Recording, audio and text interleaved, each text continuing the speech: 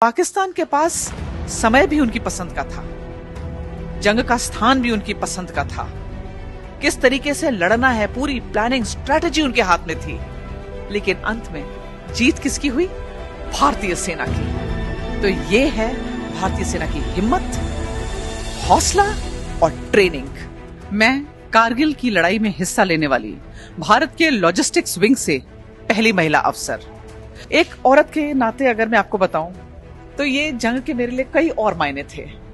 मेरे पति इस जंग में हिस्सा ले रहे थे, तो एक पत्नी के नाते मेरा ध्यान उनकी ओर था। मेरा एक 3 साल का बेटा मेरे साथ था और मेरे मन में हमेशा यह ख्याल आ जाता था कि अगर दुश्मन की गोलाबारी से कहीं मेरे पति और हम दोनों चले गए तो इस बच्चे का क्या होगा।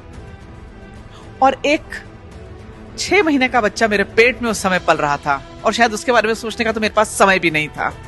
मुझे लगता है ये सब रिश्ते पीछे छूट जाते हैं जब आप वर्दी पहन लेते हैं, क्योंकि तब वो ऊपर वाला है और ये भारत माँ है। My role as an ordnance officer was to equip the fighting forces to fight an effective battle against enemy. गोला बारूद, हर तरीके का गोला बारूद, यानी बड़ी बड़ी गन्स, बोफोर्स गन्स से लेकर उनके राइफल्स और कार्बाइन्स तक। तो एक फौजी तब तक लड़ाई कर सकता है जब तक उसके बंदूक में गोली है और उसके पेट में रोटी है।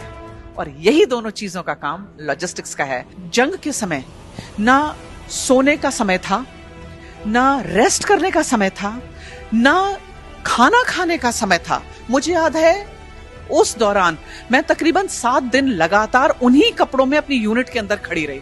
इनके हारे हार है, मन के जीते जीत। ये शरीर, आपका जेंडर, भारतीय सेना के अंदर ये कुछ मैटर नहीं करता।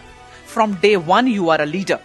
फ्रॉम डे 1 आप सेम वर्दी पहनते हैं। फ्रॉम डे 1 आपके कंधों में वही स्टार्स लगते हैं। पहले दिन से ही आप वही सैल्यूट करते हैं और वही सैल्यूट आपको मिलता है।